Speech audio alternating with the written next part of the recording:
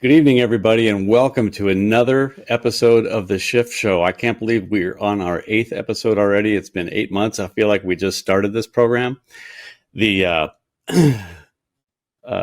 time seems to have flown by so quickly. I feel like this is still a brand new program. I'm Brian Schiff, your host of the SCHIFF Show. I'm a 40-year active Gold SEAL flight instructor and a 36-year airline captain, which I do on the side to support my flying habits. You don't want to be without insurance, let alone the right insurance. And AVEMCO, who's our sponsor for this program, has generously helped make this possible, has been doing this since 1961, and no other insurance company connects you directly to an aviation underwriter like they do. This gives you more flexibility, personalized service, and easy-to-read policies, which for a person like me makes much easier to understand. AVEMCO customizes these policies for your flying also. Please give AVEMCO a call for a free quote. Visit their website using the link in our program or in any of the emails to you. And don't forget to tell them that you're a listener of the SCHIFF Show and save 5%. All episodes of the SCHIFF Show are eligible for FAA Wings credit.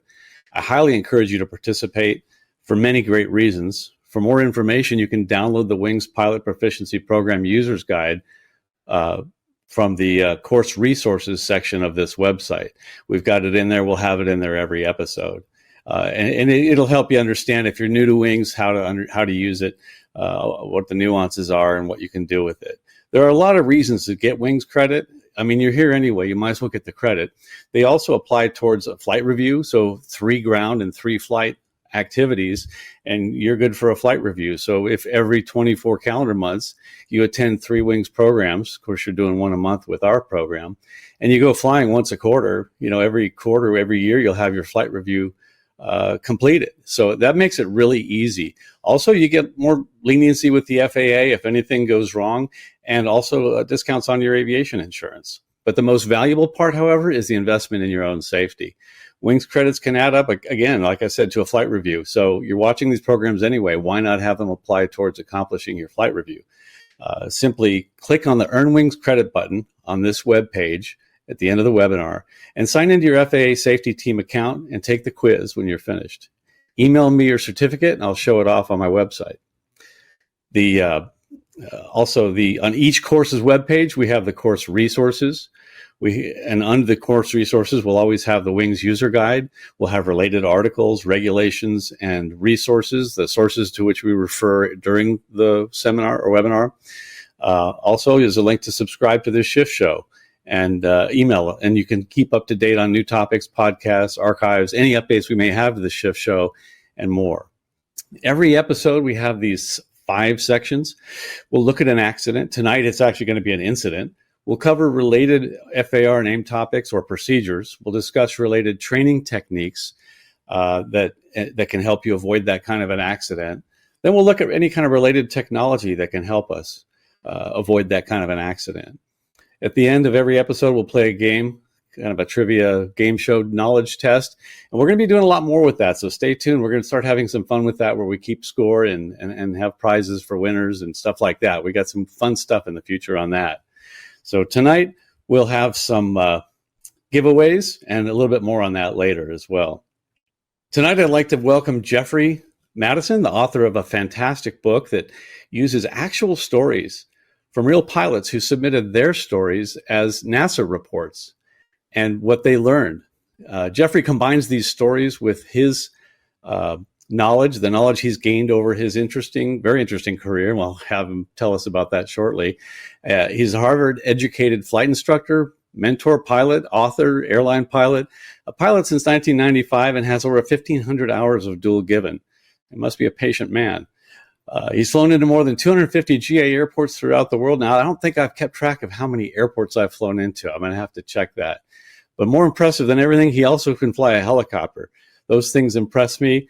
It looks like a lot of fun. First time I went up in a helicopter, my friend pulled it up and came to almost airspeed 0, and I wanted to push on something so bad as an airplane pilot. That was really weird. But anyway, Jeffrey, welcome. It thrills me to have you. I'm so happy that you joined in. We've talked before the program. You seem like a fantastic dude, and I think we'll wind up being friends after this, because you sure have a lot to offer. So welcome, and thanks for coming. Well, thanks, Brian. I really appreciate that. I've followed your career for hours now, so it's a high honor and a distinct pleasure to be on the show. Thank you. That's awesome. So tell me a little bit about, so you said Harvard educated Yeah, CFI. I didn't know that Harvard trained flight instructors. yeah, it's funny like that, right? Um, Harvard actually has a flight club. We didn't do much flying, but we did a lot of wanting to be. So yeah, the I was very fortunate to have a chance to go to Harvard. But I tell you what, the most in learning I ever did was learning to be a flight instructor. So I have been doing that since 1999. And for 6 years, between 2014 and 2020, I wrote for General Aviation News. I wrote a human factors column. It's an aviation safety column that was based on the NASA reports. And I'm a huge fan of NASA reports because they are the ones that are first person from the pilot's perspective, or in some cases, AMT, flight attendant, or ATC. The person is actually alive and was able to not only give their perspective, but also what they learned from the event. And to me, as a flight instructor, that's the most rewarding thing to be able to convey something to us and the students so that their aeronautical decision making skills are coming into bloom.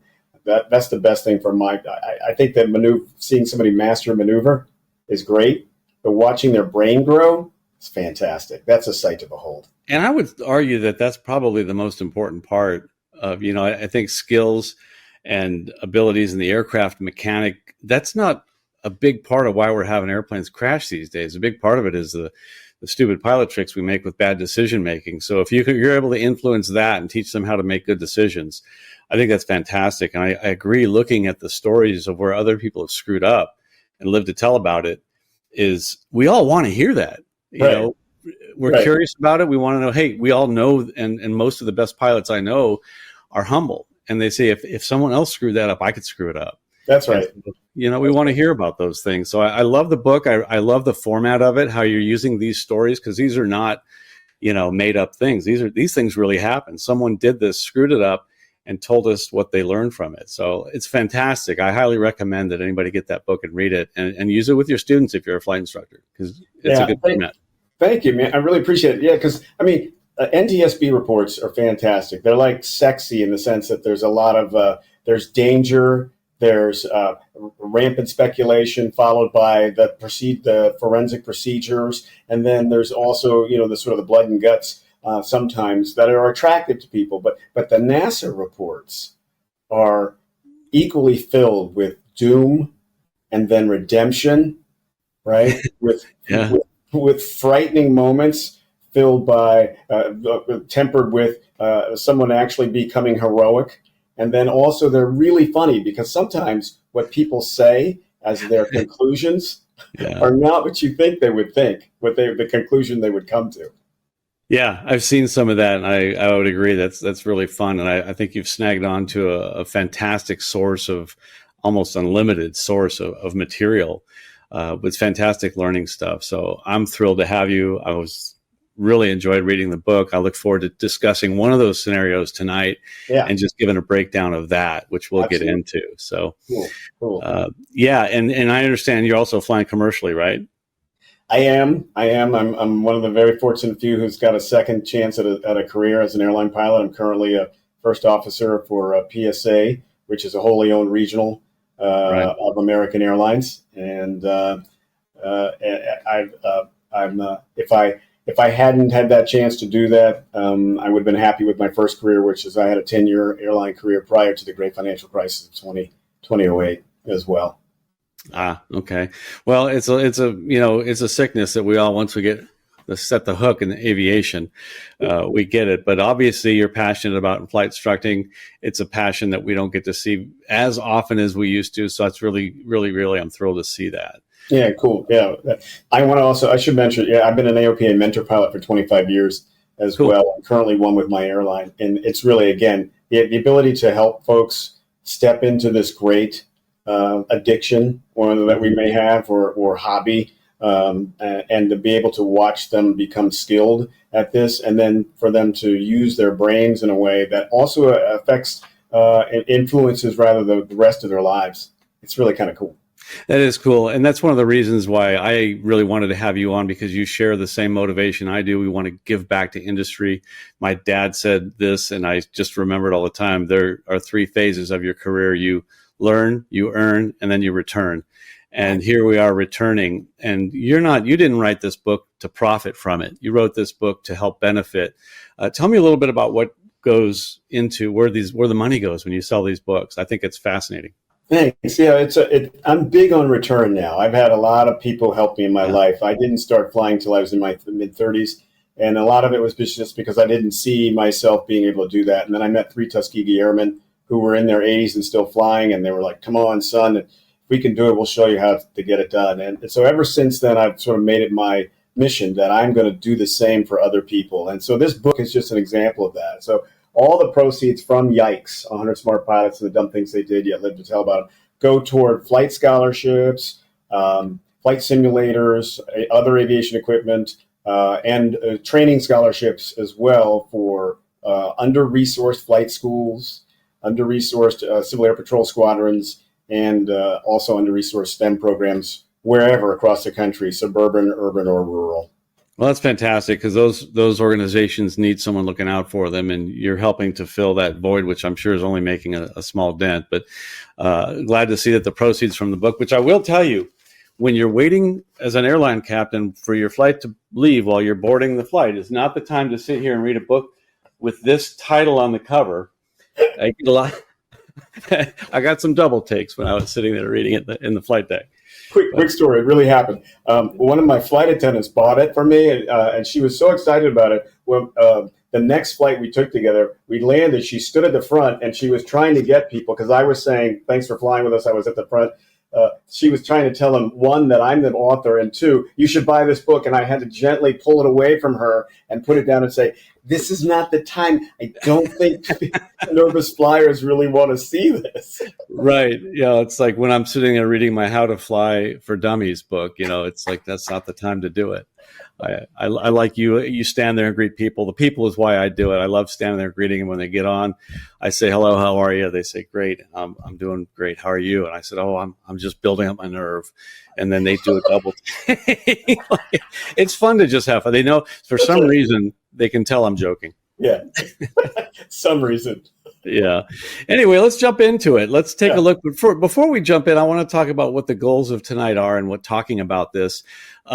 The first goal is to position the no-go decision as one of strength, professionalism, and wisdom. It's not a decision that makes you considered to be a chicken, or that you chickened out or something like that. It's a mature decision to make, and we want to basically say that a lot goes into that. I put this picture of an iceberg up there because you see the iceberg. What the part you can see is what people see of you, but everything that went into making you who you are is what they don't see, and that's what's below the surface.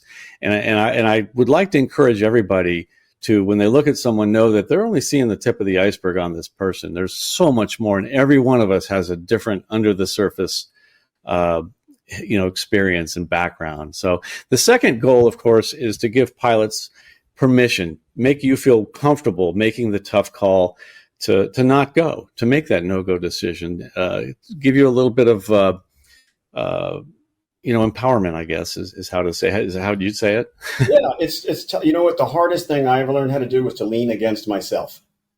And this is the goal for this, is giving pilots permissions to make the tough call to stay put is a way to get them to learn to lean against themselves. Because we all like to, in some way or another, lie to ourselves about our abilities, our skills, and and the situation in front of us. So if we can learn to lean against ourselves and feel comfortable with that, or at least feel comfortable being uncomfortable with still making the call, then we help make a safer pilot. Yeah, that's fair. And I think that continuation bias is what we struggle with. We try to convince ourselves that I got this, I can do this. This is, we want to we're mission hackers, we want to make it happen. But I always like to teach in every moment I can. And when we're looking at this picture here, just as an aside, it just popped into my head. How can we tell what the visibility is here? This is where knowledge is power. You hear the tower visibility, but you're supposed to have a flight visibility too. And if you know the distance between the lights, the edge lights, the stripes and all that, you can tell. And if you look at the runway edge lights, there's 200 feet between them. So I think we can see 5 or 6. We got at least 1,000 feet of visibility. And of course, the centerline lights, if you're at an airport that has those are 50 feet apart too. So a little trivia like that is not only trivia, but it can help you, determine visibility. So yeah, I like that. And the other thing, now you can look at that and say, hey, listen, is 1,000 feet for me comfortable? Because as I'm accelerating, that 1,000 feet becomes shorter because I'm moving faster. Am I comfortable with that? And it's 1,000 feet here. What's it going to be at the end of the runway? Not always the same. I'm sure you've seen that. That's right. Right. So if you're asking yourself, should I be doing this? It's like if the words go around, and should I go around? Yeah, the answer is yes. If you asked yourself that, the answer is probably yes. That's right. So the third goal is to emphasize that opting not to fly is the hallmark of a truly skilled aviator. And I thought this picture was appropriate because this is a photo that my father took. And I've seen it many, many years. I've seen it many times. And I thought it fit the mode for tonight. So I asked him, I said, what's the story behind this? And he may have told me, but, it was one of those, stories that sometimes I hear his stories. Other times I'm thinking about what I'm going to do later when he's telling me his stories. But the one behind this photo is that Dad was about to make a landmark flight to West Berlin in a Piper Aztec with high profile people waiting for him on the other end. And he was flying with his friend Hal Fishman, which was his best friend and former KTLA News anchorman. If you're in Southern California, you might know him. But the combination of radio failure and bad weather raised enough red flags to cause them to cancel and just head home on the airlines. I mean, they could have tried it, but it would have been pretty risky. And then he wrote an article about this. And at the end of his article, he wrote something that I just think is fantastic. And here's what he said. He said, if the success of a flight is measured by the quality of decisions made along the way, then this was one of the most successful flights I never made. Yeah. And I think that's powerful. It goes right along with what we're talking about tonight. Yeah. It's about having the courage to say no or to wait, like we said in the title. Yeah. Yeah, that's a great quote. And those are words to live by. And that's the point of the article that I wrote and that we're going to review right now, is that my whole thing was I had done something in hindsight that was stupid, and wanted to find out if other folks had done the same, and then talk about it in my column. And that's sort of how every one of the columns starts, with my snafu and then relating it to something that went wrong. So yeah. Well, I think it's fantastic, and I think we should just jump into this. And again, we will let's get to it. So again, we're not looking at an accident tonight. We're going to be looking at an incident. So we'll start with that. And regardless of the study of accidents, watch out for what you hear on the internet. I'm going to say this every time we meet, because when we talk about accidents, we want to get the facts straight. Watch out and use caution for the internet rapid response teams. They are not always accurate in the beginning, and they want to get, they want to get clicks. They're YouTubers. They want to get a lot of likes, a lot of clicks, and make more money. So just consider the source when you hear about accidents. In this case, we're going to hear from the horse's mouth on this scenario. So tell us about the scenario. What is it that we're going to be talking about tonight? All right. So this particular reporter was a Piper Aero flight instructor, and had flown 2.5 hours to get to his job, then flown 5 hours worth of instruction, and then had to fly another 2.5 hours to get home. That's what he told us. And during his 2.5 hour journey at night in IMC home, he lost radio. He had intermittent radio, and then he lost his radios. He was able to resolve that using a backup portable that was in his bag. And then right after that, not long after that, ATC asked him what his heading was. And that's when he realized he had a partial panel situation, meaning a partial panel failure. And he decided, as a CFII who has given much instruction in partial panel to his students, that he was going to flex his muscles, his partial panel muscles, instead of considering this as a reason to divert. And then finally, at the end of it, toward the 45 minutes into it, his cargo door suddenly opened, and his backpack went halfway out before he was able to grab it. And that's when he realized, well, maybe I should divert. Maybe I should get on the ground. So that's the setup. Interesting. Yeah. Okay. Well, yeah, it sounds eerily similar to a recent accident that didn't end well enough for the pilot to write about it, with a Cirrus that was flying up the East Coast, and he knew he was losing his electric and his radios and tried to plan accordingly, and it didn't work out too well. So that's interesting. Yeah. So for this guy, what some of the questions that he didn't think about, and that we would like you to put in the chat if they come to mind to you, is what does it mean when you have a radio failure? Is it just your radios? Is it something that could be better or worse? What happens when you have a partial panel? Why do you have a partial panel situation? And could it turn into something worse, like in the case of the Cirrus pilot you talked about? And then also, how dangerous is it when your door opens in flight? Yeah, it's usually more distracting than it is dangerous. Right. And I think you and I talked before about this, that the reality is that we've seen too many accident reports where people have turned that distraction into doom. Right. And the airplane doesn't know the door is open as much as you do. Yeah. And you just fly it and ignore the distraction. And a lot of, I think the ACS I know that the ACS refers to the training required for pilots to know how to handle it when a door or window inadvertently opens in flight. It's something we should all practice. That's right. So for this guy, he turned that into what he thought was a doom and gloom situation, and he finally got on the ground. And there's that saying, right? We handed you there's a ladder. You were on the roof. There's a flood. Somebody came by with a ladder. Somebody came by with a rowboat, and then somebody came by with a helicopter. And his helicopter in this case was the door that got him finally put him onto the ground.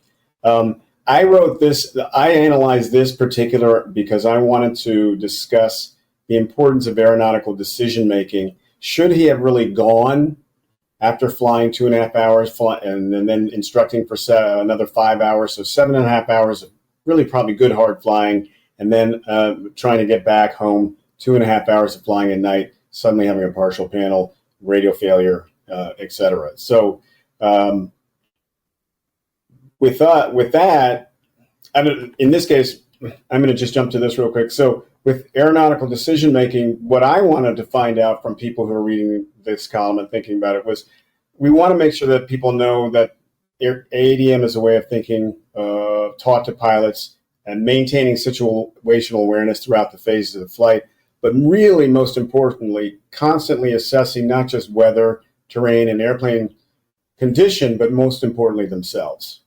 Yeah, it's a loop. It's a process that you just got to constantly keep checking all of that. And I think a lot of people check it once and then they move on and they get in the airplane like you and I get in our cars and let it go, put the autopilot on and go without really thinking and continuing to reevaluate that. Because this guy, and that's a great point, because this guy, one of his takeaways was that he felt that he'd done a great job, that there was no fatigue at all evident in his decision making, and that his ultimate goal of getting on the ground, even though he disobeyed an ATC directive, which put him in real danger, was a smart decision. Yeah. Right. So if he had looked at it differently, he might have decided that it was better to probably just stay on the field, maybe sleep in the plane or figure something out, get a hotel room or something. But and that's what's really important for us to get across, is that if somebody really wants to not go, but feels that part of the mission is to continue, it's okay to really remember that actually part of the mission is that you can abort at any time, right? That's something that always be in your hip pocket. That's something we learn at the airlines, and that's something I try to teach my students all the time, is that part of every flight is a plan B, a plan D, a plan Z, if possible, if you need it, but diverting or not going or aborting. So, So let's go through this real quick. The quick summary of events for this guy. It was nighttime flight, IFR flight in IMC. He had an audio selector panel malfunction, and that shut down the radios. He decided to use his backup radio, and then he decided to turn off his GPS, and that seemed to fix the radio problem. So he then decided to proceed, and so he did that. And then, how many red flags are popping up here? Like, gosh, like you said, the rowboat, the ladder, all these helicopter. How many signs do you need that maybe you shouldn't be flying right now? The handheld backup is to get me to the nearest airport, in my mind. That's right. And so his thinking that the handheld backup was an appropriate response to continue the flight was a case of what you see in the upper right-hand corner. Right.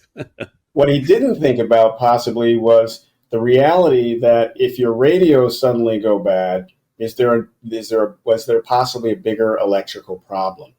And could that electrical problem have led to smoke in the cockpit? Right? Yeah, and that's something that frightens me. I've had that happen several times, once in a light aircraft and a couple times in airliners. And when you fly professionally, we have smoke goggles in the cockpit. I like to recommend to GA pilots to throw a pair of swim goggles in your bag, because when your eyes are burning, now we can open our windows in GA airplanes and it makes it easier. But I tell you, when you have a no kidding smoke event, just being able to see can make the world a difference. So carry some goggles. Just my 2 cents. I think that's a great idea. I mean, it never actually occurred to me that's and now I'm going to go buy a couple 3. Yeah, and if you're in a hotel room, they're also there to help you get out of the building in a fire too. I mean, it's seeing versus not seeing, because your eyes will burn with smoke, and you're going to close them. And that's the other thing, right? Is that it actually is protection against the burning. You're not only able to see, but you're also protecting the health of your eyes temporarily. Yeah, right. But I think you make a very valid point that I don't want to get lost here, is the fact that what else is going on? Why did that radio fail? Is there something? Is there some wires burning themselves up, and then one thing after another is going to fail, and then we're going to have smoke in the cockpit? No, I don't want to wait for that. The first red flag puts me on the ground. That's right. So for this gentleman, his thought was, okay, the backup battery's working, and I was able to do a quick fix by turning off the GPS, turning it back on, so I'm good to go. And then the next thing was ATC advised him he was off course, and that's when he realized that he was had a partial panel failure. And in his own words, he said, "I checked the vacuum pump. It was in the normal range, 4.8 to 5.2. But he definitely was his AI had started to fail and was giving him turn indicator. So by keeping it level, he was actually in a turn, right? Right. So his fix was, well, I'm a CFII and I've instructed a lot in partial panel. So I'm going to flex these muscles and I'm going to keep on going partial panel style." Yeah, given that CFI blessing can also come with some overconfidence. That's right. That's where we sort of lie to ourselves. We don't lean against ourselves and use our better instincts. What he failed to realize is that, when you fly IFR with the CFII and suddenly you're in a partial panel situation, it's because they've slapped a sticky note or a suction gauge on the gauge that's the instrument itself, right? Right. Instruments don't fail like that. They don't fail quickly. The hard part is identifying the failure, which is insidious. That's right. And they fail slowly, horribly, awkwardly, like a really bad Hollywood actor. Vacuum systems come in 3 different varieties, right? Do you know your system on your own GA airplane? What kind of vacuum pump or alternator have you got? And these are important to know because depending upon how they fail, depending upon what it is, it could turn catastrophic. Yeah. The last thing that happened, his door opened, right? And that's when he realized that he needed to get on the ground. Is this a situation that's more startling than dangerous? What would you do? Right. Yeah, don't drop the airplane to fly the baggage door or the cargo door or the side door, whatever door's open. I like to do that, which I learned from my father on flight reviews. I'll pop a door open on takeoff. If I do it early on in the takeoff, it's surprising how many people will continue the takeoff when not a lot of thought is given to rejecting it. But yeah, in flight, a door opening is more noise than anything else. Just fly the airplane, go back and land. But read your POH. I'll bet you there's a procedure in there for that. That's right. That's good gouge. That's right. So baggage door opened. During his approach, he decided to disobey an ATC instruction and descend prematurely below the minimum vectoring altitude. Never a good idea in his area, right? Yeah. And he decided to declare an emergency, like you said, and he now look, so he did get on the ground, and his takeaway was that there wasn't any fatigue involved, and that he made good decisions. But we could look at this and think about a couple of things that could have been. He was flying above 8,000 feet at night, and so that the hypoxia could have contributed. There are a lot of things that come out of this that are great sort of prompts for a student and a CFI to discuss scenarios and aeronautical decision-making skills with. So yeah, a lot of great discussion points that come along with this whole scenario. Absolutely. Yeah. All right. The fatigue part is part of one of the first ones, which we'll talk about shortly. Jumping into the procedures or what kind of information is published that can help us with this. Well, we will look at that. What's in the AIM? We'll look this month at what's in the AIM, what's in the FAR, maybe an advisory circular. The AIM does mention the Aviation Safety Reporting Program, and I think that's worthy of note here because that's what the basis for your writing. And they've established this voluntary safety reporting program. It's designed to stimulate free and unrestricted flow of information concerning things that might be wrong, either in the system or operationally. And this is a great program. It's intended to ensure the safest possible way to identify and correcting unsafe conditions, basically. The objective is to get the information and not have people be scared to submit it so they're not going to get in trouble. So basically, you get some immunity from if something goes wrong or you busted a reg or something system-wide. And it's not just for pilots. Controllers can do this. That's right. Flight attendants, passengers, anybody involved in the aviation system, a baggage loader, anybody can submit this kind of a written report and try to improve the system. It's all about improving the safety of the system without punishment. So you send in your report and the strip on top gets sent back to you. The only part that has your name, if you're accepted, it will get sent back to you. In any event, the report should give the date, time, location, the persons involved, as much detail as you can, what happened and all the pertinent details. The program provides for the waiver of discipline, if you're accepted, and it including pilots, ATC controllers, who file written reports concerning unsafe incidents.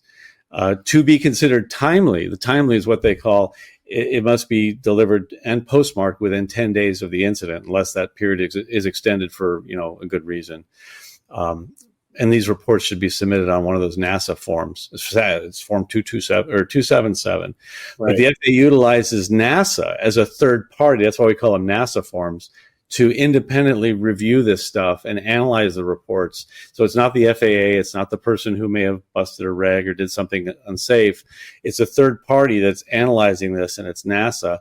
And it's described in Advisory Circular 00-46, Aviation Safety Reporting Program, which we have in the course resources for this program. Right. Quick note. In 1975, NASA's were started. They were called FAA they were called Anti-Mouses, or as in anonymous.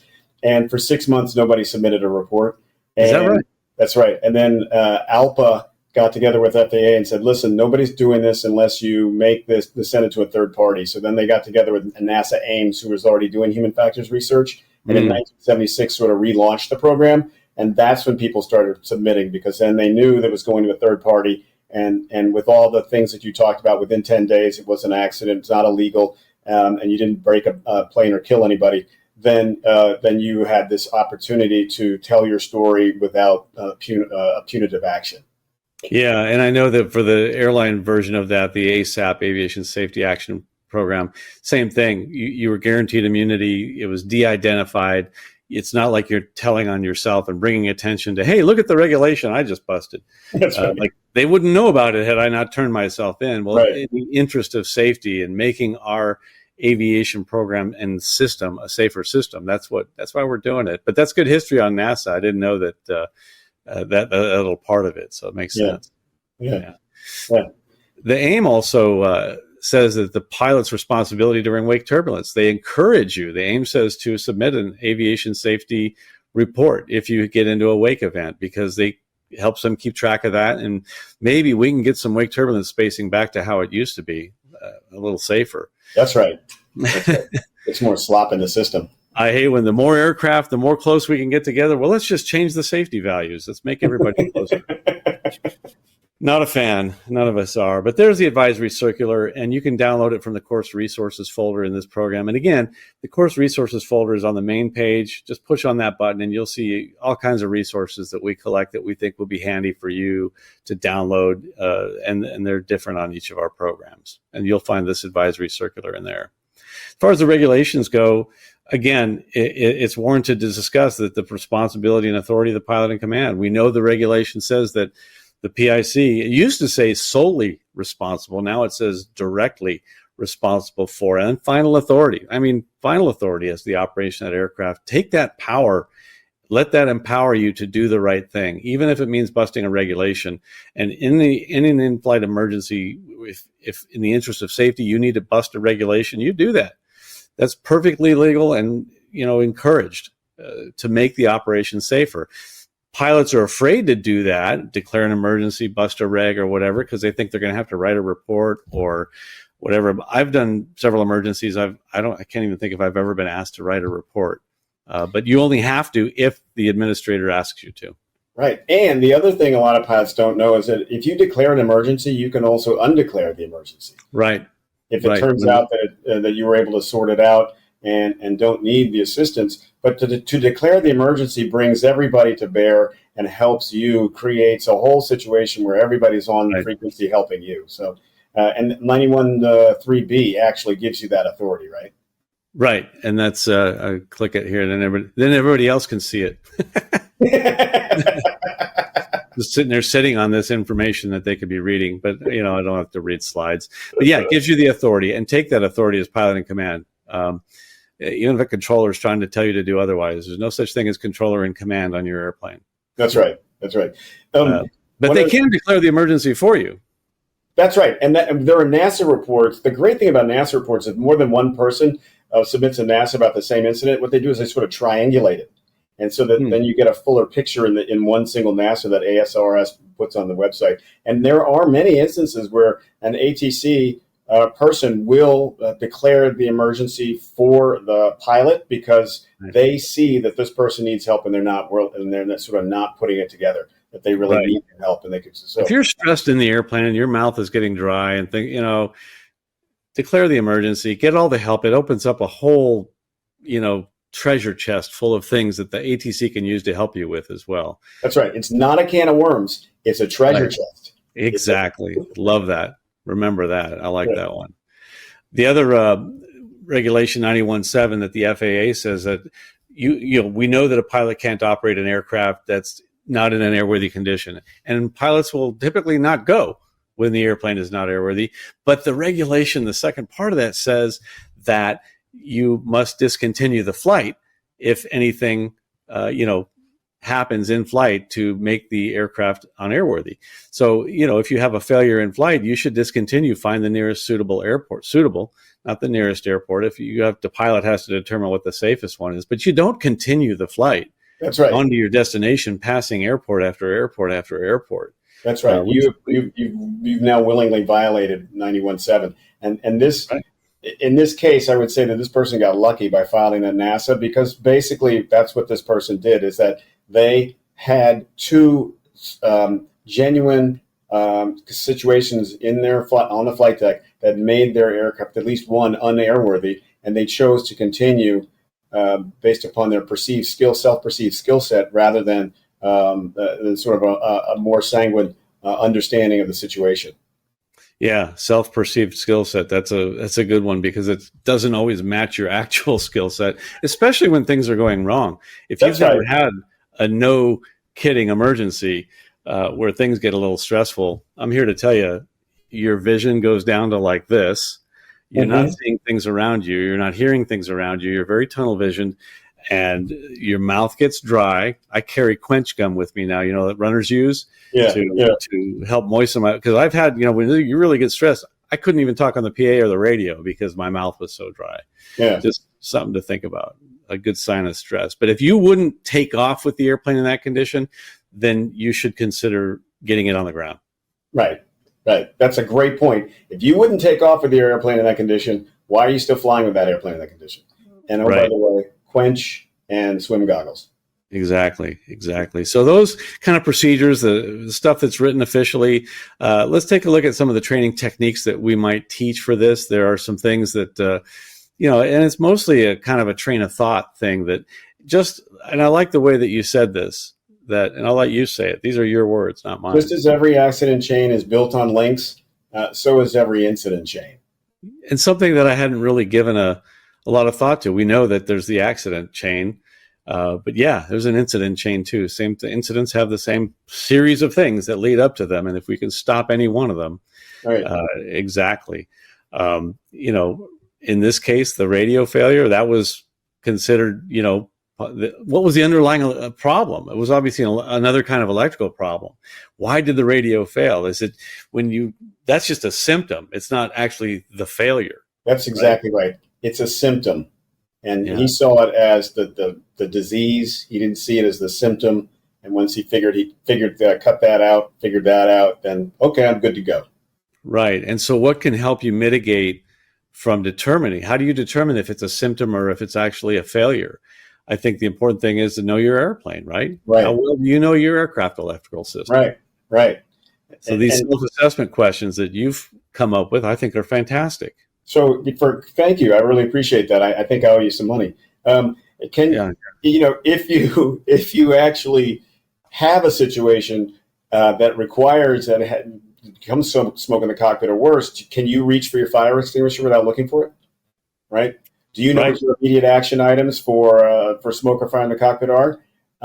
Your AFM or your POH may have something for that, but they may not. So a great idea is to create your own immediate action item for just such a situation, right? So post in the chat the answer to number 4. Everybody real quick. Let's see who gets it right, gets it fast, gets it first. There you go. You got to know it right away. But also, if you're losing your radios, is your squawk code going to go out? It may or may not. We don't know. What's the cause of the problem? Is that radio fail also? But I think now I've had smoke in the cockpit and I could not see my instruments. It was so bad that I had to lean forward. I've told this story before as an advocate for vision safe device that they're trying to get into all airliners, which I think is fantastic. Find it online.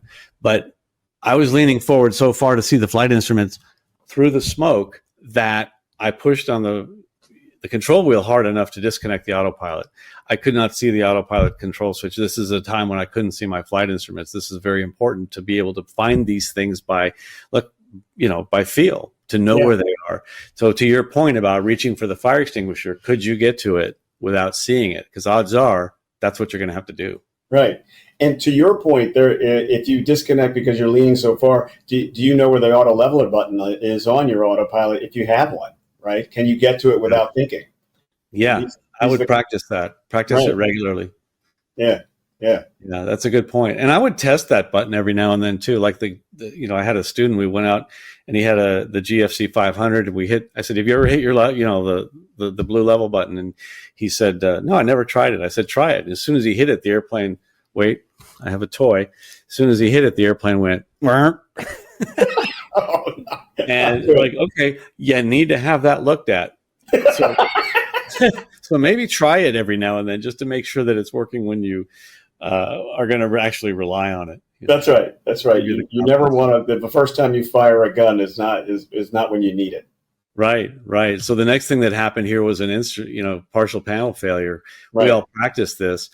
This is where I think simulators are invaluable because you're not putting a sticky note or a piece of paper over the instrument and saying this failed now, because that is like you mentioned earlier, that's the hard part, identifying the failure, which is insidious. Right. And you alluded to it. When an attitude indicator fails, it starts falling off to the side. So what are you going to do? You're going to keep it upright. Right. By turning the airplane And you've kept that failed attitude indicator upright, but by keeping the airplane not upright. Yeah, but and then that is you could end up in a stall spin scenario, right? It could without even realizing that you're doing it. That's a worst case scenario. But being off heading, yeah, in a for instance in a terminal environment, that's no bueno. That could be a ground collision or an airplane collision, or if you're lucky, only just an ATC loss of separation. That's right. Or something. But yeah, so that's something that we need to try, I think, in a way, in a simulator. We've got flight simulators on the computer. You can set up yourself a failure in X-Plane or Microsoft Flight Sim. I think you can do it there too. Just set the failure to happen at a random time and just fly around. That's right. And see if you can identify it. It's great practice. It's great practice. And it's great scenario-based training, right? Because it's just great scenario-based training.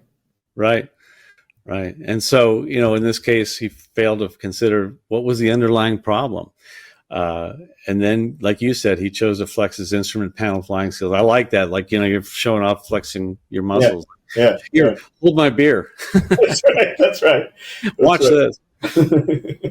But the problem there is there could be a much bigger problem. It could be as simple as if it's a dry vacuum pump, do you know what that is? And a dry vacuum pump could be that it got clogged. If it's a wet vacuum pump, however, it could be a lubrication issue, which means maybe you're losing oil because it's the same system. The oil system is lubricating a wet vacuum.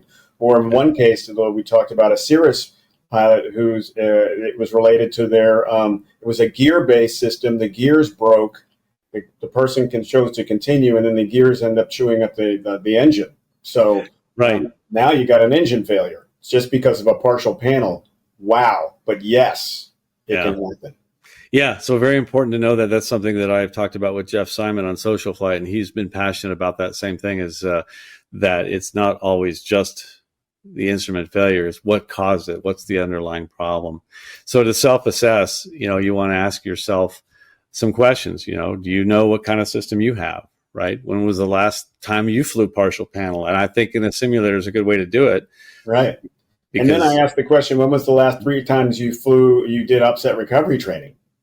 Right. Yeah, that's going to go well. For me, I've done it, with CP Aviation out in California, and my favorite instructor, Mark King, can teach that. I learned quite a bit from doing that. And if you haven't done it, I recommend it. You will feel more confident as a pilot.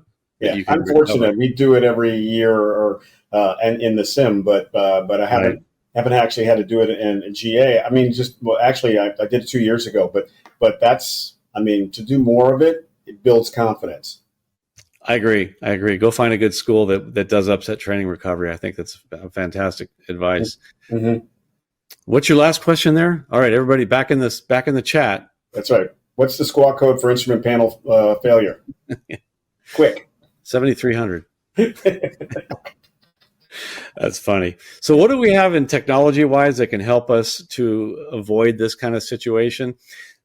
The technology, I would say the most advanced thing that we have technology-wise is going to be some avionics that can also wake you up if you're asleep, to battle the fatigue. Modern avionics can do that. The flight risk assessment tool is kind of a new thing-ish. Not so new anymore, but also some self-assessment checklists. Some avionics will sound an alarm. In certain airplanes, if there's been a period of inactivity from the pilot, they'll sound an alarm to try to prevent an incapacitation event. That's really cool. The latest Cirrus really cool. SR series, the G7 aircraft, the avionics include a pilot incapacity. Oh, I can't say it. It's an incapacitation alert as part of the hypoxia detection system. So if the airplane is above 14.9, if there's no cockpit interaction for a set period, the system issues an advisory alert. And if you don't respond to that within 60 seconds, it escalates, kind of like my alarm clock does. or I should say the steering thing in my car. It gets more and more serious as I go when I don't respond to it. Yeah. To a more urgent alarm. And then if there's still no reaction, in this case, the autopilot will initiate an automatic descent to a safer altitude. And this is designed to save the pilot from incapacitation situations like, being asleep or hypoxia. Those are two different and very different things. And airliners. You got to figure that the price on that's going to come down, so that third parties will offer those in all other GA aircraft shortly too. We hope. I'd like to see you not rely on that though. So this is one of those things like, do we really need that? Is this penny wise, pound foolish? Or should we maybe just not to decide to fly when we're fatigued? That's the point of the show. Thanks, Brian, for keeping us decision. on. Yeah, That's right. Yeah, and some airliners even have the same thing, the crew alerting system. Of course, the crews figure out ways to hack that, and Yeah. But in any event, the flight risk assessment tool is a cool thing that there are many of them out there. The FAA has one. You can scan this to get to it. This is also in the course resources. The link is in the list of links in the course resources. It's a fantastic tool where the more you add to, and I'm going to not play the whole video in the interest of time, but the more red flags you add to it, you can see is affecting your score as you add more things. Oh, it's a night flight. I am not current. I'm below this many hours. The visibility is low. There's no instrument approach at this airport.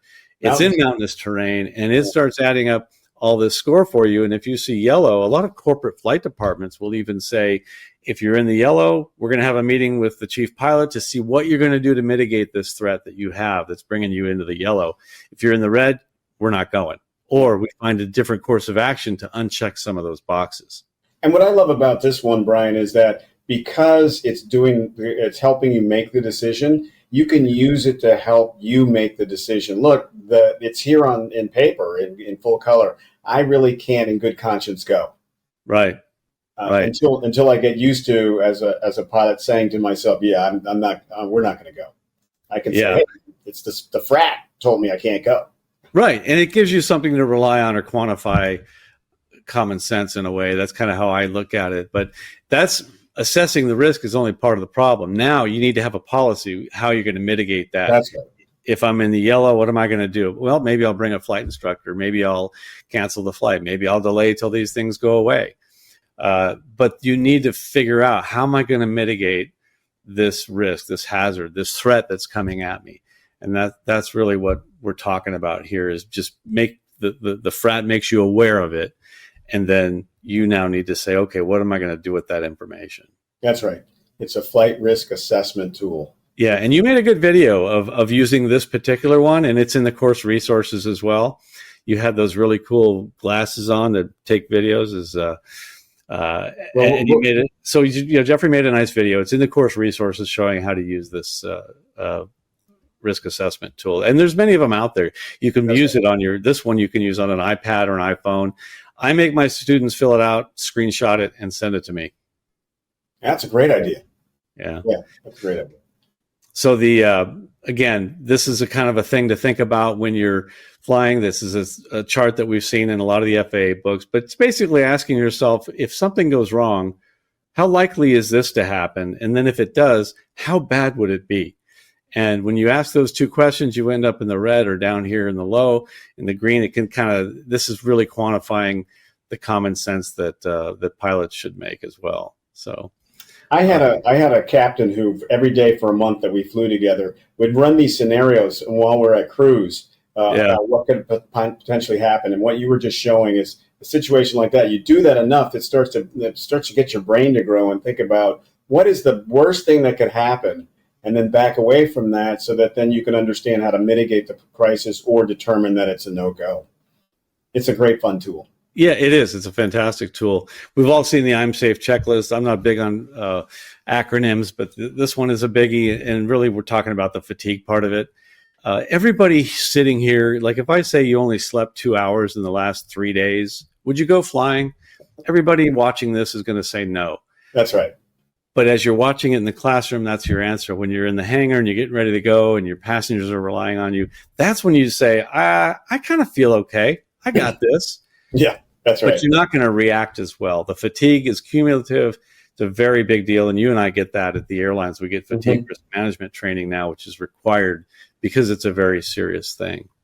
So in any event, let's get to our trivia questions and we'll call it a night. So right now, we're going to do our 5 trivia questions. In this case, right before we get started, I'm going to announce that we have some giveaways tonight. We have some of this books, fantastic books. So we're going to give away some autographed copies of Jeffrey's book, YIKES, 100 Smart Pilots and the Dumb Things They Did Yet Live to Tell About Them, which is, I think, really cool. And many thanks to AVEMCO for sponsoring this giveaway. They have purchased many of these books, and we're going to get them away autographed by you.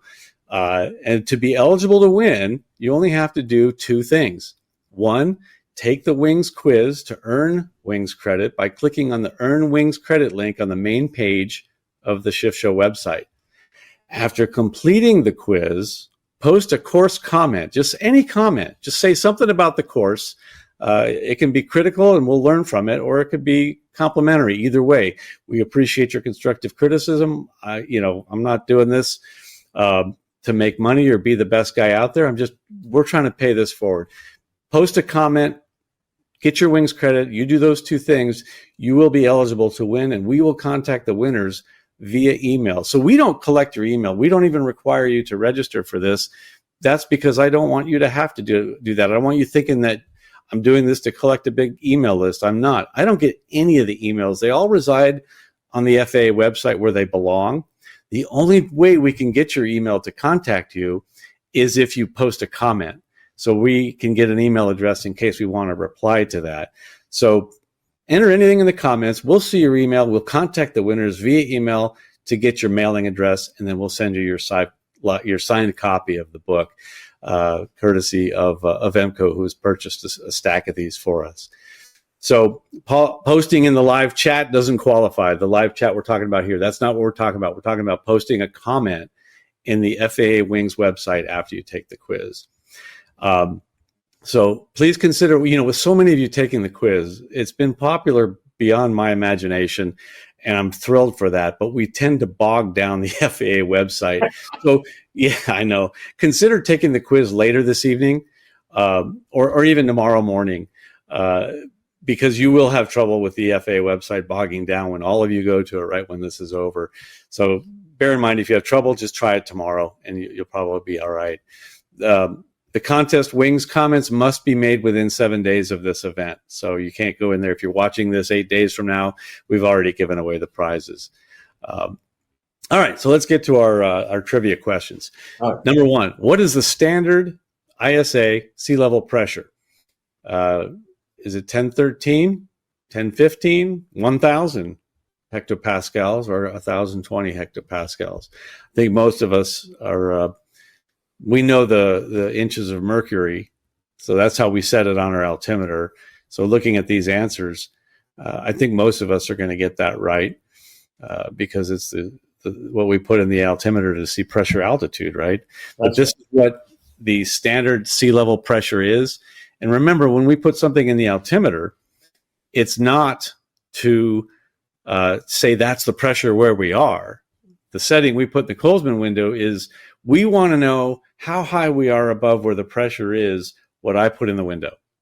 So whatever pressure you put in that window, it's going to tell you how high you are above it. And because you want to know how high you are above sea level, we put the pressure that it would be at sea level, adjusted for, the airport's pressure, adjusted to make it sea level. So A2992, I think everybody probably got that. If you didn't, that's a good number to know. If you're a student pilot, 2992 is the standard pressure at sea level.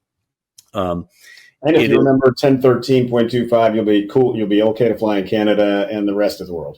That's right. That's right.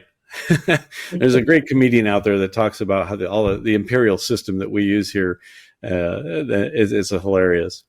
But it's just based on a theoretical model of the atmosphere used in aviation to represent a standard. And as you know, if it's colder or lower pressure, high to low, hot to cold, you're actually going to be lower than that. So the point is that we're all using the right and the same number, and that's going to keep us separated, because if we're all using the correct altitudes, so on and so forth. All right, question number 2. In the standard atmosphere, what is the temperature lapse rate in the troposphere? This one, I don't think we got this changed, did we? It was, yeah, this wasn't fair. So if you know it, I think there are actually 2 correct answers on this one. Most of you are going to know what it is per 1,000 feet, and then there's another number per 1,000 meters. So two answers are actually correct on this, if you know what the correlation is for meters. Yeah, so this is interesting. It looks like it looks like the question stayed in feet, but for you and me, it looks like we had the meters. So. Right, and the funny thing is, I had fixed this question before my blue screen computer crashed the other day. Right. Being honest with you, it didn't get fixed. Apparently this part didn't get saved before my computer crashed, but I had fixed this question, and this is the unfixed version. But in any event, the answer is 2 degrees per 1,000 feet, which actually equates to 6.5 degrees per 1,000 meters. So if you happen to know that, that's the same as well. So, in ISA conditions, the temperature drops 2 degrees per 1,000 feet. And also that equates to about 3.5 degrees Fahrenheit per 1,000 feet to the tropopause. And then when you get to the tropopause, the temperature either starts getting warmer as you climb or just stays constant. That's right. Yeah. All right. Which instrument operates using the pitot-static system? The turn coordinator, the heading indicator, the vertical speed indicator, or the magnetic compass? One of these, and in this one, I'll guarantee you, in most airplanes, there's only one right answer. That's right. That's right. So that last question was just to prove that I am human as well. And my computer seems to be human as well. That's right. That's right. So which instrument operates on the pitot-static system? In most aircraft, it's the vertical speed indicator. The VSI senses this change in static pressure, and the faster that change, the more the needle moves to display a climb or descent rate. Question 4. The coffin corner I love this. In high altitude flight is where what? Where the aircraft is operating close to both its stall speed and critical Mach number. The autopilot fails due to icing, or the pressurization system can no longer maintain cabin altitude. Or is it that the oxygen system reaches emergency pressure? Which one is coffin corner? We've heard the term coffin corner. Yeah. Sounds like a really bad thing. It can be. It can be. You got to be real careful when you're there. That's right. Yeah, because the answer actually is A. You're close to both a stall speed and critical Mach number. So if you slow down, you're going to feel a stall buffet. If you speed up, you're going to feel a Mach buffet. And you get right. You want to watch out for Mach tuck. Yeah. So the center of lift on the wing will start moving forward. That's right. So why does it tuck? And then you'll start to tuck. Yep. Yeah. Yeah. You'll get a Mach tuck, and some airplanes will compensate for that at jets. But yeah, at high altitude, stall speed rises.